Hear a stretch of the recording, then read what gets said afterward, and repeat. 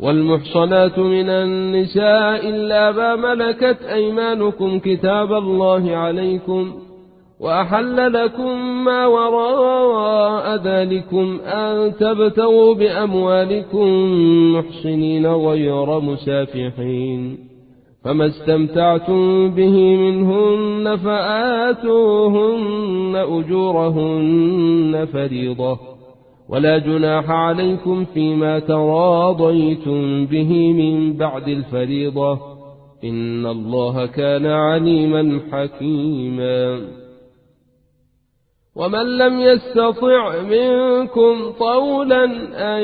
ينكح المحصنات المؤمنات فمما ملكت أيمانكم من فتياتكم المؤمنات، والله أعلم بإيمانكم، بعضكم من بعض، فانكحوهن بإذن أهلهن وآتوهن أجورهن بالمعروف محصنات غير مسافحات ولا متخذات أخدان، فإذا أحصن فإن أتين بفاحشة فعليهن نصف ما على المحصنات من العذاب، ذلك لمن خشي العنة منكم، وأن تصبروا خير لكم، والله غفور رحيم. يريد الله ليبين لكم ويهديكم سنن الذين من قبلكم ويتوب عليكم، والله عليم حكيم. والله يريد أن يتوب عليكم، ويريد الذين يتبعون الشهوات أن تميلوا ميلا عظيما، يريد الله أن يخفف عنكم، وخلق الإنسان ضعيفا. يا أيها الذين آمنوا لا تأكلوا أموالكم بينكم بالباطل إلا أن تكون تجارة عن تراض منكم، ولا تقتلوا أنفسكم، إن الله كان بكم رحيما. ومن يفعل ذلك عدوانا وظلما فسوف نصليه نارا، وكان ذلك على الله يسيرا. إن تجتنبوا كبائر ما تنهون عنه نكفر عنكم سيئاتكم وندخلكم مدخلا كريما. ولا تتمنوا ما فضل الله به بعضكم على بعض، للرجال نصيب مما اكتسبوا وللنساء نصيب مما اكتسبن، واسألوا الله من فضله، إن الله كان بكل شيء عليما. ولكل جعلنا موالي مما ترك الوالدان والأقربون والذين عقدت أيمانكم فآتوهم نصيبهم، إن الله كان على كل شيء شهيدا. الرجال قوامون على النساء بما فضل الله بعضهم على بعض وبما أنفقوا من أموالهم، فالصالحات قانتات حافظات للغيب بما حفظ الله، واللاتي تخافون نشوزهن فعظوهن واهجروهن في المضاجع واضربوهن، فإن أطعنكم فلا تبغوا عليهن سبيلا، إن الله كان عليا كبيرا. وإن خفتم شقاق بينهما فابعثوا حكما من أهله وحكما من أهلها، إن يريدا إصلاحا يوفق الله بينهما، إن الله كان عليما خبيرا. واعبدوا الله ولا تشركوا به شيئا، وبالوالدين إحسانا، وبذي القربى واليتامى والمساكين والجار ذي القربى، والجار ذي القربى والجار الجنب والصاحب بالجنب وابن السبيل وما ملكت أيمانكم إن الله لا يحب من كان مختالا فخورا الذين يبخلون ويأمرون الناس بالبخل ويكتمون ما آتاهم الله من فضله وأعتدنا للكافرين عذابا مهينا والذين ينفقون أموالهم رئاء الناس ولا يؤمنون بالله ولا باليوم الآخر ومن يكن الشيطان له قرينا فساء قرينا وماذا عليهم لو آمنوا بالله واليوم الآخر وأنفقوا مما رزقهم الله وكان الله بهم عليما إن الله لا يظلم مثقال ذرة وإن تك حسنة يضاعفها ويؤت من لدنه أجرا عظيما فكيف إذا جئنا من كل أمة بشهيد وجئنا بك على هؤلاء شهيدا يومئذ يود الذين كفروا وعصوا الرسول لو تسوى بهم الأرض ولا يكتمون الله حديثا يا أيها الذين آمنوا لا تقربوا الصلاة وأنتم سكارى حتى تعلموا ما تقولون ولا جنبا إلا عابري سبيل حتى تغتسلوا وإن كنتم مرضى أو على سفر أو جاء أحد منكم من الغائط أو لامستم النساء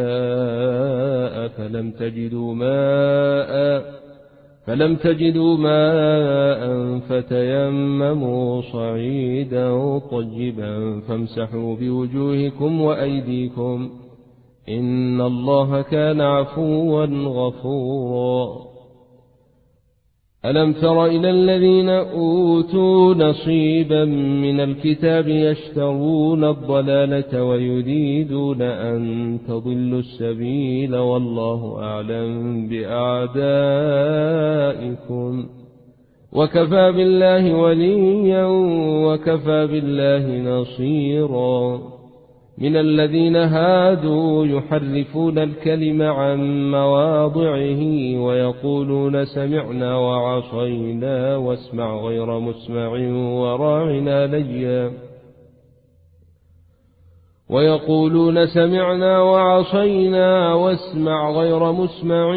وراعنا لجيا بألسنتهم وطعنا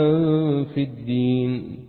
ولو أنهم قالوا سمعنا وأطعنا واسمع وانظرنا لكان خيرا لهم وأقوم ولكن لعنهم الله بكفرهم فلا يؤمنون إلا قليلا يا أيها الذين أوتوا الكتاب آمنوا بما نزلنا مصدقا لما معكم من قبل أن نطمس وجوها فنردها على أدبارها أو نلعنهم كما لعنا أصحاب السبت وكان أمر الله مفعولا إن الله لا يغفر أن يشرك به ويغفر ما دون ذلك لمن يشاء ومن يشرك بالله فقد افترى إثما عظيما ألم تر إلى الذين يزكون أنفسهم بل الله يزكي من يشاء ولا يظلمون فتيلا انظر كيف يفترون على الله الكذب وكفى به إثما مبينا ألم تر إلى الذين أوتوا نصيبا من الكتاب يؤمنون بالجبت والطاغوت ويقولون للذين كفروا هؤلاء يهدى من الذين آمنوا سبيلا أولئك الذين لعنهم الله ومن يلعن الله فلن تجد له نصيرا أم لهم نصيب من الملك فإذا لا يؤتون الناس نقيرا أم يحسدون الناس على ما آتاهم الله من فضله فقد آتينا آل إبراهيم الكتاب والحكمة وآتيناهم ملكا عظيما فمنهم من آمن به ومنهم من صد عنه وكفى بجهنم سعيرا إن الذين كفروا بآياتنا سوف نصليهم نارا كلما نضجت جلودهم بدلناهم جلودا غيرها ليذوقوا العذاب إن الله كان عزيزا حكيما والذين آمنوا وعملوا الصالحات سندخلهم جنات تجري من تحتها الأنهار خالدين فيها أبدا لهم فيها أزواج مطهرة وندخلهم ظلا ظليلا إن الله يأمركم أن تؤدوا الأمانات إلى أهلها وإذا حكمتم بين الناس أن تحكموا بالعدل إن الله نعم ما يعظكم به إن الله كان سميعا بصيرا يا أيها الذين آمنوا أطيعوا الله وأطيعوا الرسول وأولي الأمر منكم فإن تنازعتم في شيء فردوه إلى الله والرسول إن كنتم تؤمنون بالله واليوم الآخر ذلك خير وأحسن تاويلا ألم تر إلى الذين يزعمون أنهم آمنوا بما أنزل إليك وما أنزل من قبلك يريدون أن يتحاكموا إلى الطاغوت وقد أمروا أن يكفروا به ويريد الشيطان أن يضلهم ضلالا بعيدا وإذا قيل لهم تعالوا إلى ما أنزل الله وإلى الرسول رأيت المنافقين يصدون عنك صدودا فكيف إذا أصابتهم مصيبة بما قدمت أيديهم ثم جاءوك يحلفون بالله إن أردنا إلا إحسانا وتوفيقا أولئك الذين يعلم الله ما في قلوبهم فأعرض عنهم وعظهم وقل لهم في أنفسهم قولا بليغا وما أرسلنا من رسول إلا ليطاع بإذن الله ولو أنهم إذ ظلموا أنفسهم جاءوك فاستغفروا الله واستغفر لهم الرسول لوجدوا الله توابا رحيما فلا وربك لا يؤمنون حتى يحكموك فيما شجر بينهم ثم لا يجدوا في أنفسهم حرجا مما قضيت ويسلموا تسليما ولو أنا كتبنا عليهم أن اقتلوا أنفسكم أو اخرجوا من دياركم ما فعلوه إلا قليل منهم ولو أنهم فعلوا ما يوعظون به لكان خيرا لهم وأشد تثبيتا وإذا لآتيناهم من لدنا أجرا عظيما ولهديناهم صراطا مستقيما ومن يطع الله والرسول فأولئك مع الذين أنعم الله عليهم من النبيين والصديقين والشهداء والصالحين وحسن أولئك رفيقا. ذلك الفضل من الله وكفى بالله عليما. يا أيها الذين آمنوا خذوا حذركم فانفروا ثبات أو انفروا جميعا. وإن منكم لمن ليبطئن فإن أصابتكم مصيبة قال قد أنعم الله علي إذ لم أكن معهم شهيدا. ولئن أصابكم فضل من الله ليقولن كأن لم يكن بينكم وبينه مودة يا ليتني كنت معهم فأفوز فوزا عظيما. فليقاتل في سبيل الله الذين يشرون الحياة الدنيا بالآخرة ومن يقاتل في سبيل الله فيقتل أو يغلب فسوف نؤتيه أجرا عظيما. وما لكم لا تقاتلون في سبيل الله والمستضعفين من الرجال والنساء والولدان الذين يقولون ربنا أخرجنا من هذه القرية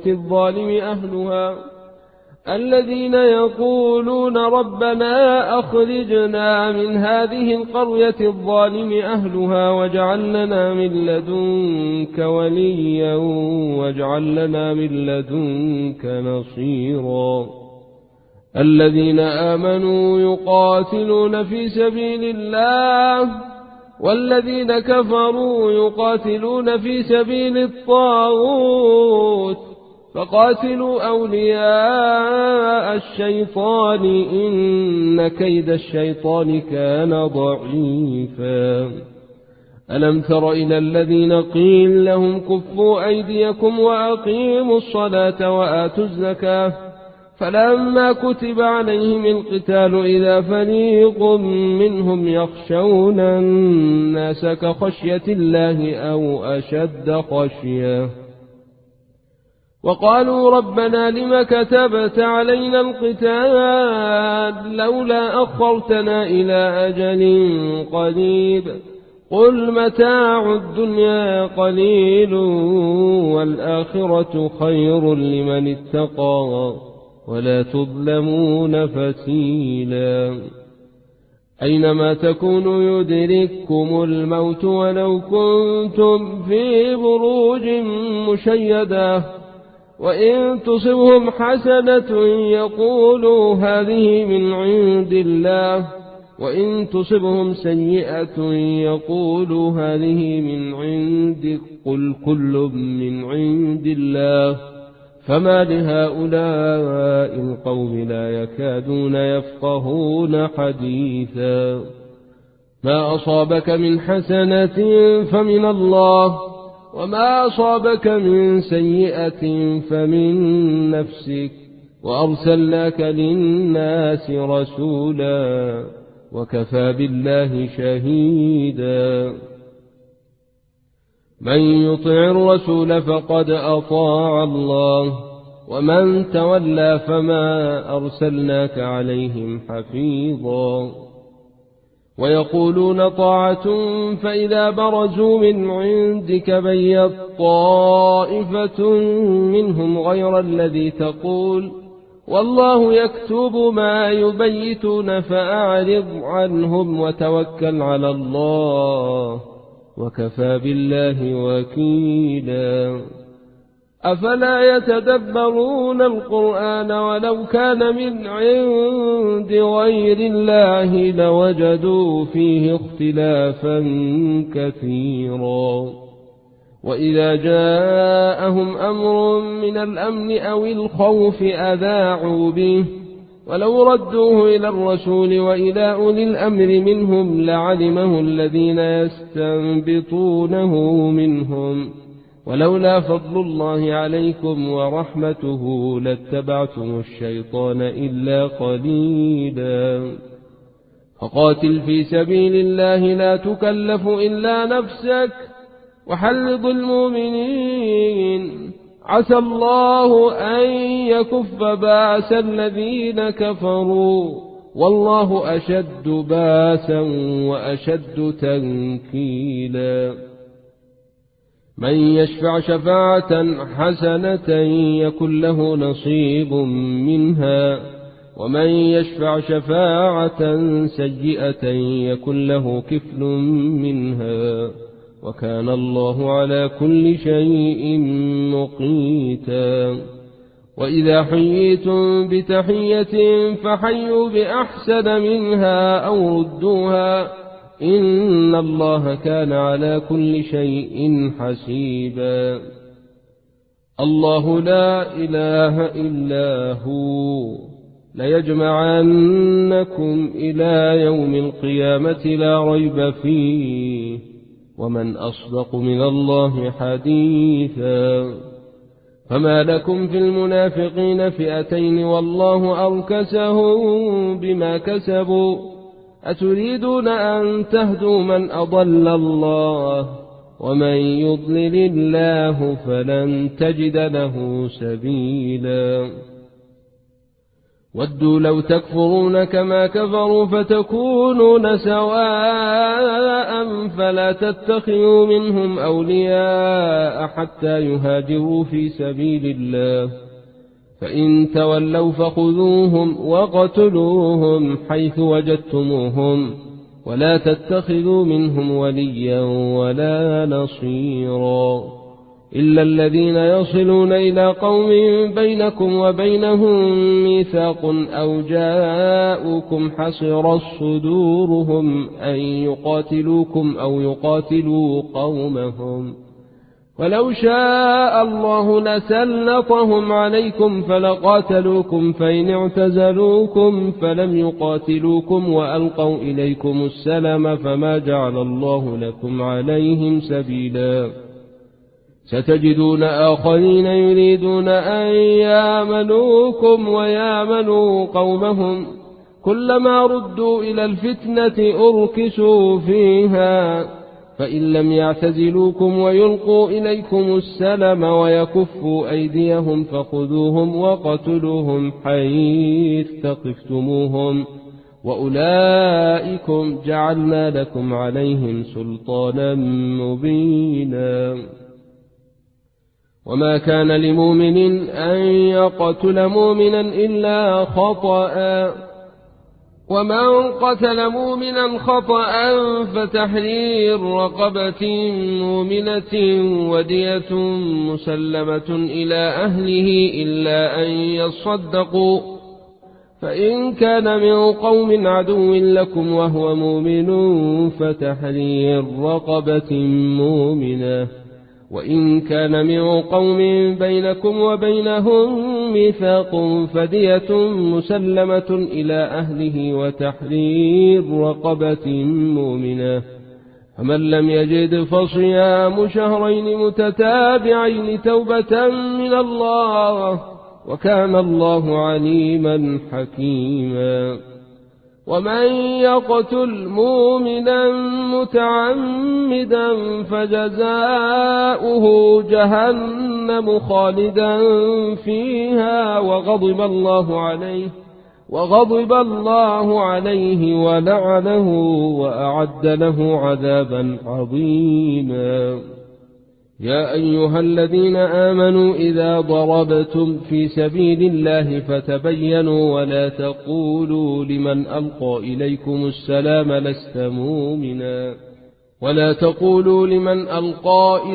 السلام لست مؤمنا تبتغون عرض الحياة الدنيا، فعند الله مغانم كثيرة، كذلك كنتم من قبل فمن الله عليكم فتبينوا، إن الله كان بما تعملون خبيرا.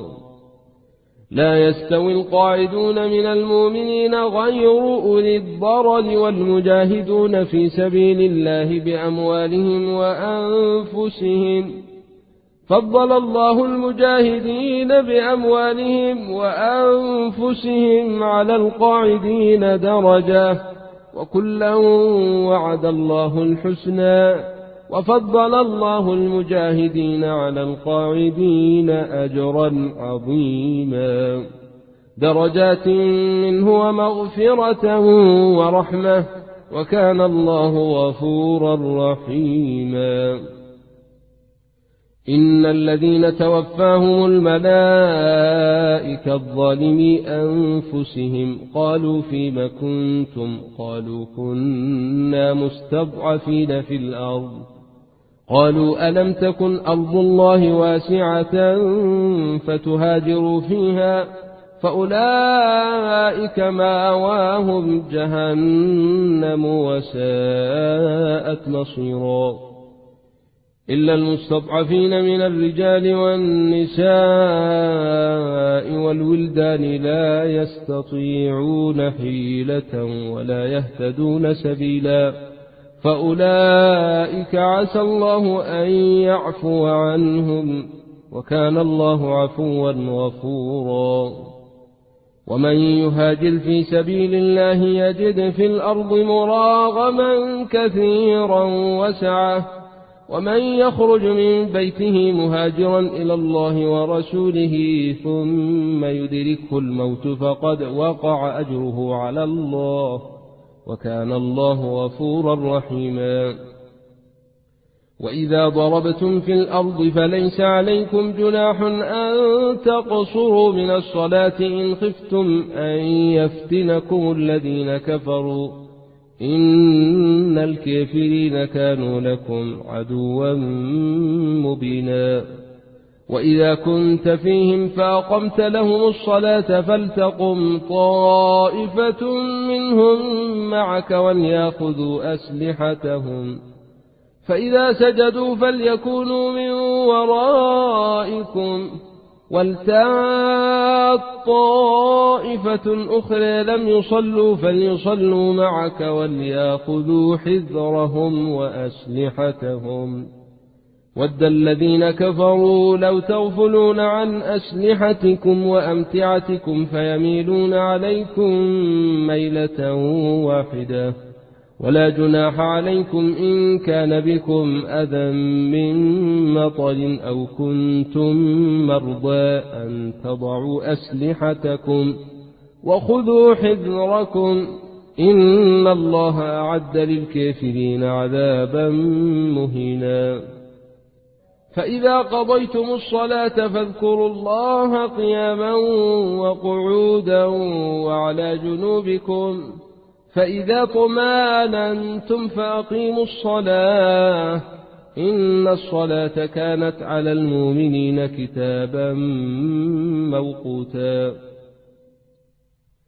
ولا تهنوا في ابتغاء القوم إن تكونوا تعلمون فإنهم يعلمون كما تعلمون وترجون من الله ما لا يرجون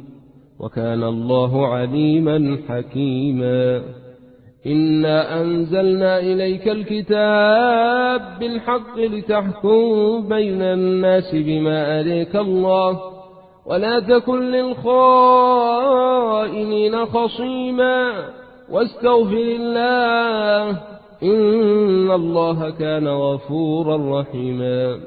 ولا تجادل عن الذين يختانون أنفسهم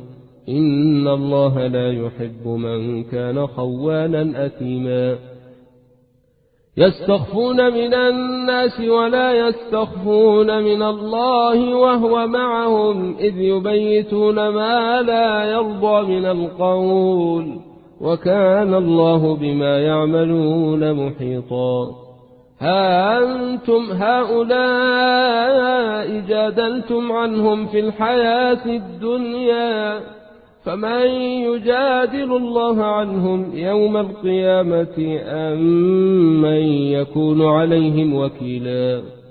ومن يعمل سوءا أو يظلم نفسه ثم يستغفر الله يجد الله غفورا رحيما ومن يكسب إثما فإنما يكسبه على نفسه وكان الله عليما حكيما ومن يكسب خطيئة خطيئة أو إثما ثم يرم به بريئا فقد احتمل بهتانا وإثما مبينا. ولولا فضل الله عليك ورحمته لهمت طائفة منهم أن يضلوك وما يضلون إلا أنفسهم وما يضرونك من شيء. وأنزل الله عليك الكتاب والحكمة وعلمك ما لم تكن تعلم وكان فضل الله عليك عظيما. لا خير في كثير من نجواهم إلا من أمر بصدقة أو معروف أو إصلاح بين الناس ومن يفعل ذلك ابتغاء مرضات الله فسوف يؤتيه أجرا عظيما. ومن يشاقق الرسول من بعد ما تبين له الهدى ويتبع غير سبيل المؤمنين نوله ما تولى ونصله جهنم وساءت مصيرا. إن الله لا يغفر أن يشرك به ويغفر ما دون ذلك لمن يشاء ومن يشرك بالله فقد ضل ضلالا بعيدا. إن يدعون من دونه إلا إناثا وإن يدعون إلا شيطانا مريدا لعنه الله وقال لأتخذن من عبادك نصيبا مفروضا. ولأضلنهم ولأمنينهم ولآمرنهم فليبتكن آذان الأنعام ولآمرنهم فليغيرن خلق الله. ومن يتخذ الشيطان وليا من دون الله فقد خسر خسرانا مبينا. يعدهم ويمنيهم وما يعدهم الشيطان إلا غرورا. أولئك مأواهم جهنم ولا يجدون عنها محيصا. والذين آمنوا وعملوا الصالحات سندخلهم جنات تجري من تحتها الأنهار خالدين فيها أبدا وعد الله حقا ومن أصدق من الله قيلا. ليس بأمانيكم ولا أماني أهل الكتاب من يعمل سوءا يجز به ولا يجد له من دون الله وليا ولا نصيرا. ومن يعمل من الصالحات من ذكر أو أنثى وهو مؤمن فأولئك يدخلون الجنة ولا يظلمون نقيرا.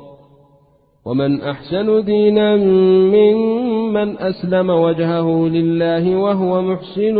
واتبع ملة إبراهيم حنيفا واتخذ الله إبراهيم خليلا. ولله ما في السماوات وما في الأرض وكان الله بكل شيء محيطا. ويستفتونك في النساء قل الله يفتيكم فيهن وما يتلى عليكم في الكتاب في يتامى النساء اللاتي لا تؤتونهن ما كتب لهن وترغبون أن تنكحوهن والمستضعفين من الولدان وأن تقوموا لليتامى بالقسط وما تفعلوا من خير فإن الله كان به عليما. وإن امرأة خافت من بعلها نشوزا أو إعراضا فلا جناح عليهما أن يصالحا بينهما صلحا والصلح خير وأحضرت الأنفس الشح وإن تحسنوا وتتقوا فإن الله كان بما تعملون خبيرا ولن تستطيعوا أن تعدلوا بين النساء ولو حرصتم فلا تميلوا كل الميل فتذروها كالمعلقة وإن تصلحوا وتتقوا فإن الله كان غفورا رحيما وإن يتفرقا يغني الله كلا من سعته وكان الله واسعا حكيما ولله ما في السماوات وما في الأرض ولقد وصينا الذين أوتوا الكتاب من قبلكم وإياكم أن اتقوا الله وإن تكفروا فإن لله ما في السماوات وما في الأرض وكان الله غنيا حميدا ولله ما في السماوات وما في الأرض وكفى بالله وكيلا إن يشأ يذهبكم أيها الناس ويات بآخرين وكان الله على ذلك قديرا من كان يريد ثواب الدنيا فعند الله ثواب الدنيا والآخرة وكان الله سميعا بصيرا يا أيها الذين آمنوا كونوا قوامين بالقسط شهداء لله ولو على أنفسكم أو الوالدين والأقربين إن يكن غنيا أو فقيرا فالله أولى بهما فلا تتبعوا الهوى أن تعدلوا وإن تلووا أو تعرضوا فإن الله كان بما تعملون خبيرا يا أيها الذين آمنوا بالله ورسوله والكتاب الذي نزل على رسوله والكتاب الذي أنزل من قبل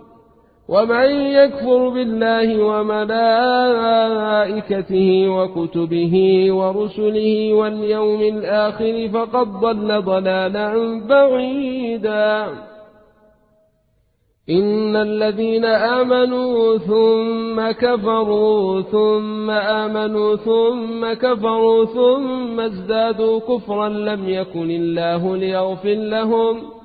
لم يكن الله ليغفر لهم ولا ليهديهم سبيلا بشر المنافقين بأن لهم عذابا أليما الذين يتخذون الكافرين أولياء من دون المؤمنين أيبتغون عندهم العزة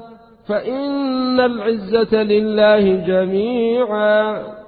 وقد نزل عليكم في الكتاب أن إذا سمعتم آيات الله يكفر بها ويستهزأ بها فلا تقعدوا معهم حتى يخوضوا في حديث غيره إنكم إذا مثلهم إن الله جامع المنافقين والكافرين في جهنم جميعا الذين يتربصون بكم فإن كان لكم فتح من الله قالوا ألم نكن معكم وإن كان للكافرين نصيب قالوا ألم نستحوذ عليكم ونمنعكم من المؤمنين فالله يحكم بينكم يوم القيامة ولن يجعل الله للكافرين على المؤمنين سبيلا إن المنافقين يخادعون الله وهو خادعهم وإذا قاموا إلى الصلاة قاموا كسالى يراءون الناس ولا يذكرون الله إلا قليلا مذبذبين بين ذلك لا إله هؤلاء ولا إله هؤلاء ومن يضلل الله فلن تجد له سبيلا يا أيها الذين آمنوا لا تتخذوا الكافرين أولياء من دون المؤمنين أتريدون أن تجعلوا لله عليكم سلطانا مبينا إن المنافقين في الدرك الأسفل من النار ولن تجد لهم نصيرا إلا الذين تابوا وأصلحوا واعتصموا بالله وأخلصوا دينهم لله فأولئك مع المؤمنين وسوف يؤتي الله المؤمنين أجرا عظيما ما يفعل الله بعذابكم إن شكرتم وآمنتم وكان الله شاكرا عليما.